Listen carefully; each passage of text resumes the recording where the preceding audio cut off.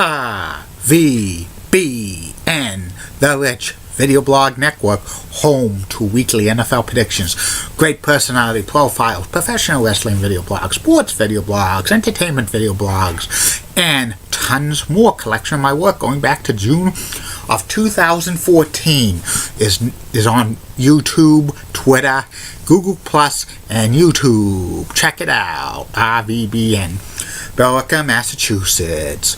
Good evening, Facebook, YouTube, Twitter, and Google Plus. This is Rich again for your second video blog of the day for Monday, January 2nd, 2016, around 5:30 in the afternoon in Billerica, Massachusetts. It was a mix in sun and clouds today, seasonable, which was about 38 degrees.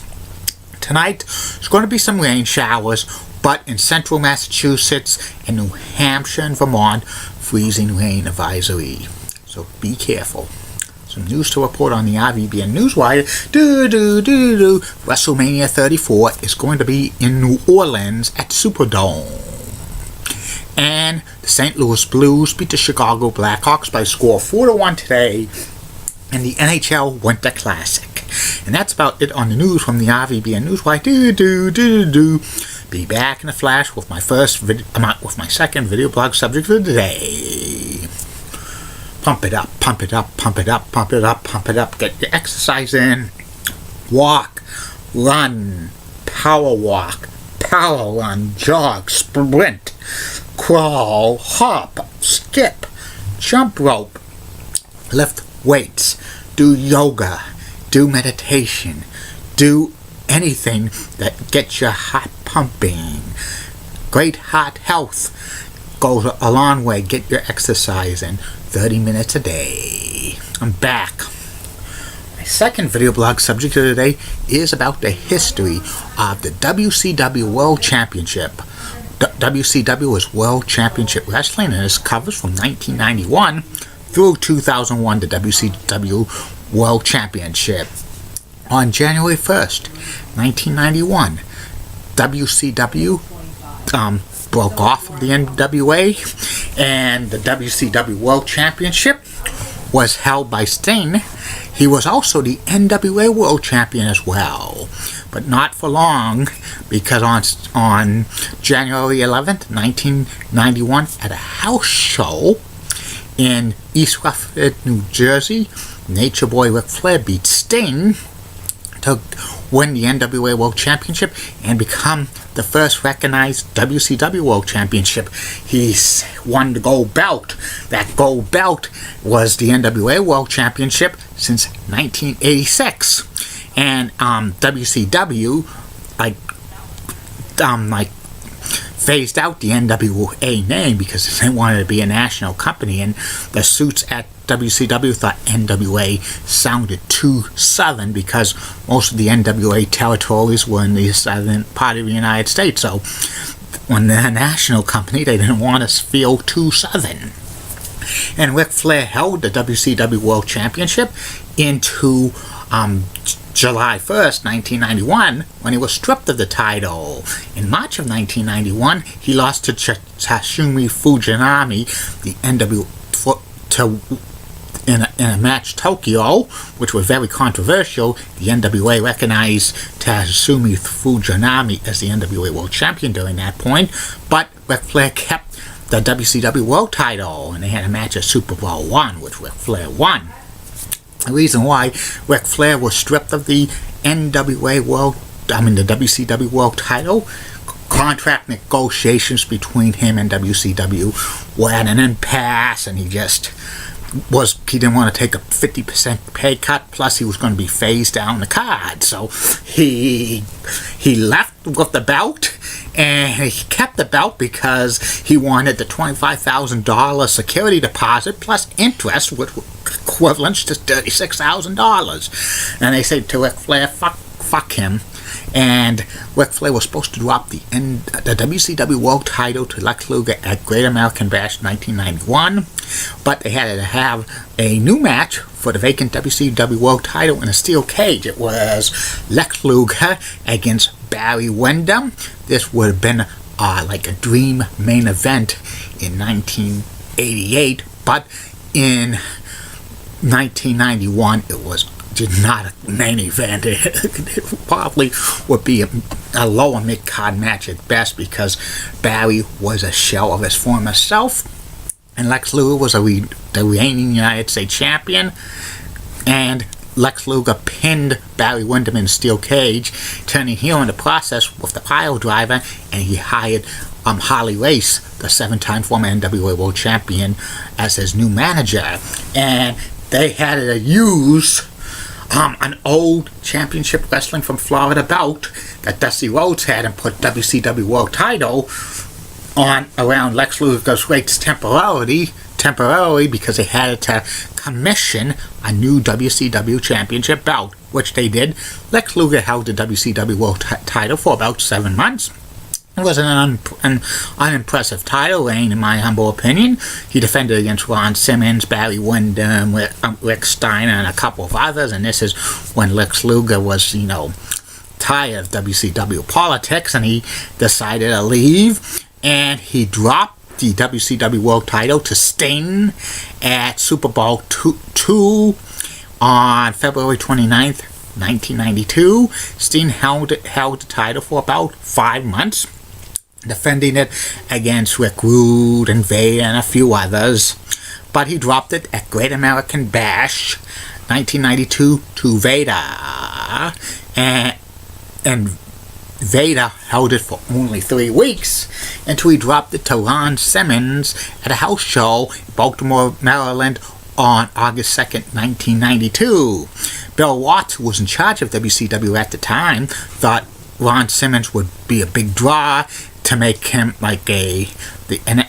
for his African American heritage, because when Bill Watts headed Mid-South, he had Junkyard Dog, another African American, as his top champion, the North American champion.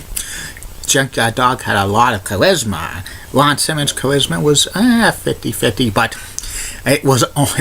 he had an unimpressive title reign, and he had to drop it back to Vader on December 30th, 1992 at a house show in Baltimore, Maryland.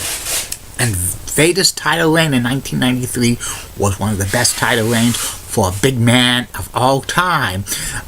Vader took on all-comers like Sting and Cactus Jack and the British Bulldog, Davey Boy Smith, and a few others. He actually dropped it to Sting at a European tour in March of 1993, but regained it back 6 days later. And the original plan was Vader to drop the WCW World Championship at Starrcade in 1993 to Sid Vicious, but in October of 1993, Sid Vicious got into an argument with Arn Anderson in a tour of London, England, with a scissors incident and both were stabbed, and that had to switch off plans, and they had Ric Flair come in and take over Sid Vicious's spot, and he beat Vader at Starrcade 1993 for the WCW World Title in his hometown of Charlotte, North Carolina. And Ric Flair held the title, the WCW World Title, for about 6 months. He defended it against Vader and Ricky the Dragon Steamboat and Stunning Steve Austin and a couple of others. He actually had a classic match with Ricky Steamboat at Spring Stampede 1994, and it was a draw, and Ric Flair actually vacated the title himself on a WCW Saturday night, but he regained it back. But that's not really considered an official title change. And Ric Flair was supposed to drop it to Stunning Steve Austin in the summer of 1994, but when Hulk Hogan came into the WCW, that plan was tossed out the door. Hulk Hogan beat Ric Flair for the WCW World Title at Bash at the Beach 1994 in Orlando, Florida, the home of Julie Button, my lady, the best legs in Orlando, Florida. But anyway, Hulk Hogan held the WCW World Title for about approximately 15 months. He feuded with Ric Flair, Butcher, Vader, and a few others, and he hardly defended the world title at house shows, and Hulkamania was getting big pops at the beginning, but it started to wear thin on the fans. And Hulk Hogan lost the WCW World title at Halloween Havoc 1995 to the Giant by disqualification because his manager Jimmy Hart put in the contract that Hulk Hogan could lose the title by disqualification. And Jimmy Hart caused the disqualification by hitting Hogan, the referee, with the championship belt on his head, and turned on Hogan and joined the Giant in the Dungeon of Doom. But the Giant was only the world title champion for 1 week because they stripped him of the belt and put the WCW world title up at a Battle Royal World War III, which was won by Macho Man Randy Savage. Macho Man Randy Savage at this time feuded with Nature Boy Ric Flair, and they traded the WCW World title several times in late 1995, early 1996. Ric Flair took Elizabeth from Randy Macho Man Savage, and Ric Flair held the belt until April of 1996, when the Giant beat him on a taped Monday Nitro to win his second world title. And he held it for about 120 days when he dropped it to Hulk Hogan, who turned heel with the NWO. And Hulk Hogan spread the NWO on the belt. Hogan's second reign of WCW World Champion was kind of uninterrupted for approximately 16 months, except for 1 week in like August, when Lex Luger won a second WCW World title by beating Hogan with the torture rack at a live Monday Nitro, the 200th Monday Nitro. And I think the 100th Monday Nitro. And Hogan he defended it against Savage and Piper and Flair and a few others during that title reign. But he was also fielding with Sting, and they were doing like every Monday Nitro, Sting stalking Hulk Hogan. It was one of the biggest storylines in WCW history that led to Starrcade 1997, when Sting beat Hulk Hogan for the WCW World title at Starrcade 1997 at Washington, D.C. Best WCW drawing pay-per-view of all time. That was the pinnacle of WCW. But a few weeks later, the WCW World title was vacant again because of something happening on the rematch of on Nitro with Hogan and Sting. But Sting regained the belt at Super Brawl 7, and he held it for 2 months until Spring Stampede 1998, when he dropped it to Macho Man Randy Savage, who lost it the next night on Nitro to Hulk Hogan again. And Hulk Hogan held it for approximately 2.5 months until Goldberg beat Hogan at the Georgia Dome on a live Nitro on July 6th, 1998. This was the continuation of the Goldberg streak, which lasted until he was 173-0 at Starrcade 1998, when Kevin Nash, who became the booker of WCW, put himself over and ended Bill Goldberg's streak with help from Scott Hall and Bam Bam Bigelow. Kevin Nash's reign was only 8 days before he dropped the WCW World title to Hulk Hogan. It was the infamous Poker Finger of Doom. So that night, Mick Foley, Mankind, won the WWE Championship by beating The Rock. It was a taped Monday Nitro. And Tony Schiavone says, "Don't change that channel.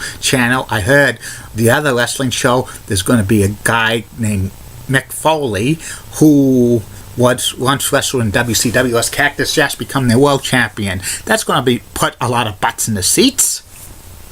But a lot of people flicked over to the USA Network and TNT. Hogan held the title for 2 months until he dropped it to Ric Flair at Uncensored 1999. Ric Flair held it for about a few weeks until he dropped it to Diamond Dallas Page at Spring Stampede 1999 with help from Macho Man Randy Savage, and then the WCW World title became like a hot potato the last 2 years it was in existence. Went to DDP, Sting, back to DDP, Kevin Nash, Randy Macho Man Savage, Hulk Hogan, Sting again. Became vacant because Sting attacked the referee. Then Bret the Hitman Hart won it at a tournament in Toronto, Canada by beating Chris Benoit. And it became vacant after a controversial finish at Starrcade 1999 with him and Goldberg. But Bret wins it back. The next night, he reforms the NWO, but then Bret Hart gets injured by Goldberg.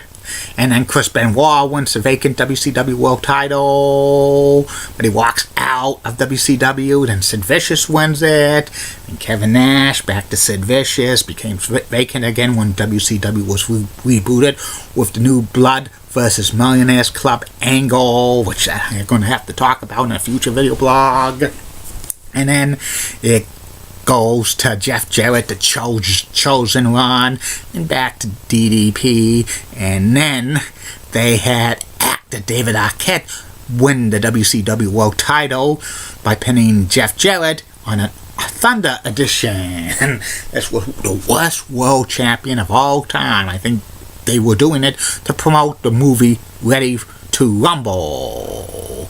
And then Jeff Jarrett wins it back in the triple Tower of Doom match, like when David Arquette turns heel, following DDP, and Canyon threw like a cage down to the arena floor. It was actually at the Kemper Arena one year after Owen Hart passed away during an unfortunate stunt. I think that was a little tasteless doing that. And they had afterwards Ric Flair regains it, goes back to Jeff Jarrett, Kevin Nash gives it to Flair, Jarrett returns, gets the belt back, and on July 9th 2000 at Bash at the Beach, Hulk Hogan beats Jeff Jarrett, and he walks out with the WCW belt, and then he wasn't supposed to do that. And then Vince Russo blasts Hulk Hogan, saying you'll never see his ass in a WCW ring again. And then Booker T wins it against Jeff Jarrett. He had to make a new WCW World title. And then it goes to Kevin Nash, back to Booker T. Vince Russo won it in Uniondale, Long Island on September 25th, 2000. It was awful. He vacates the title the next week saying he's not a wrestler. And then Jeff Jarrett and Booker T have it in a San Francisco 49ers match. A week later, Booker T regains it, and then Scott Steiner with Cutliner, and then Booker T again on the last episode of Monday Nitro. And WCW was purchased by WWE, but they still recognize Booker T as the WCW World Champion when they had that invasion angle. And Booker T dropped it to Kurt Angle on a taped SmackDown in his hometown, Pittsburgh, Pennsylvania, but on a not live edition of Raw the next week in Philadelphia. Booker T wins it again, and then The Rock wins it, and then Chris Jericho wins it. Rock wins it again, and when they have that pay-per-view in December 2001, Chris Jericho beats The Rock, and the WCW World Championship is merged with the WWE Championship, and Chris Jericho beats Stone Cold Steve Austin, and that's it for the WCW World Championship, that big gold belt. It returned several months later as the World Heavyweight Championship for WWE. The WCW World title was, it was a good world title. Hulk Hogan held it the most times than any champion, and it had some great WCW World Championship. This lineage is not the lineage of the NWA World Championship. The lineage of the NWA World Championship ended for this run when Ric Flair took the big gold belt into the WWE. But that's just not the story for another day. I'll be back with the third and final video blog of the night, which will be about what's on my bucket list. 10 things that are on my bucket list. Keep calm, everybody. I'm a Julie Bunny guy. My label spell the DCCO accents, nice legs. Elizabeth Fatso, so stunning, she's the best. Amy Squeezy's awesome Amy. Linda Church of WPI Lex, Channel 11 New York. So I can Kuka's got the best legs, New York City by none. Bobby Gives Up ABC 11 has a sweet southern accent. And the best legs in Raleigh, North Carolina. Renclair of WHGH Channel 7 Boston is awesome. She's got the best legs in Boston. And Giuliana Thompson of WHGH Channel 7 Boston, number 2 anchor of WHGH News, rocks, and she's got the second best legs in Boston. Bye now. See you later.